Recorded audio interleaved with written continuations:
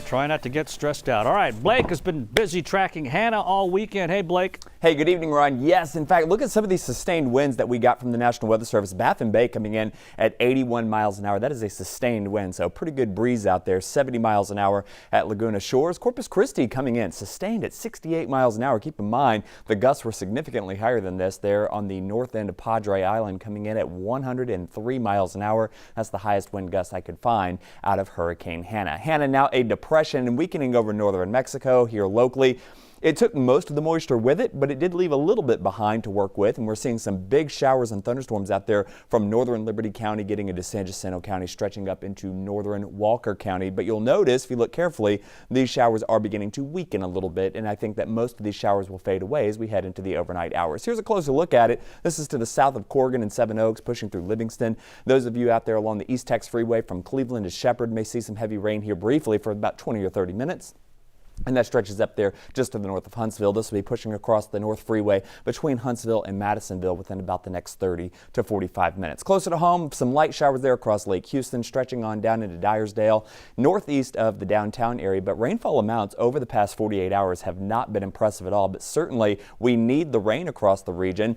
1.6, 3 inches, 3.8, 3.8 out there north of El Campo. These are radar estimated amounts, but nonetheless pretty healthy rain. And thankfully, not enough to cause any flood issues across the Houston area. Temperatures in the mid-80s, just about area-wide. Some upper 70s out there as well, where it continues to rain with that easterly flow coming in here between 5 and about 10 miles an hour. Temperatures will cool on down into those mid to upper 70s overnight tonight. And then as we get into tomorrow, temperatures should quickly warm back up into those mid-80s by the time we get to the lunch hour. High temperatures may flirt with 90 degrees before some of that rain-cooled air begins to push on into the region. Now, we continue to monitor this ridge of high pressure. That is what pushed Hanna into northern Mexico, but it's going to continue to expand its influence here across the southern United States. In fact, it's really going to split in two. You've got one out across the Four Corners. You have another one out there over just to the east of Florida, and the two are going to kind of merge over Texas, and that's when things begin to dry out a little bit. But you'll notice this little kink here in the jet stream.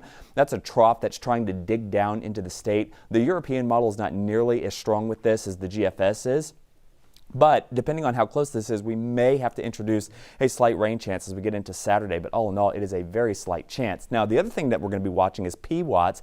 That is a fancy term for the amount of moisture that's up in the atmosphere. It's precipitable waters. And you'll notice all the purple out here across Northwest Gulf. That is going to try to work its way into the upper Texas coast. So this is where our rain chances come from over the next 72 hours. But eventually, look at the yellows and greens pushing in. That is drier air trying to work its way in. That means lower rain chances as well. So here's the future track. You'll notice taking us into 8 o'clock this evening. Most of the showers fade away pretty quickly after we get after sunset. And then by Monday morning, a few coastal showers will be possible. By the noon hour, again, some scattered activity out there, becoming a little bit more widespread in the afternoon. By the time we get to 4:30, that fades away as we head into the evening hours. It will be back as we get into Tuesday and Wednesday, rinse and repeat until we get to the end of the week and things begin to dry out a little bit. So here's how the rainfall totals shape up. We're talking about maybe a half inch to an inch of rain, maybe a little better than that in some locations. You know how it goes around here, the summer stuff. Some areas get hammered while others do not. Now, the satellites have a little bit wonky this afternoon, but if you look carefully, there is where Hanna is currently. And as we expand the view out here into the Atlantic, and again, I'm not sure what's going on with the satellite, but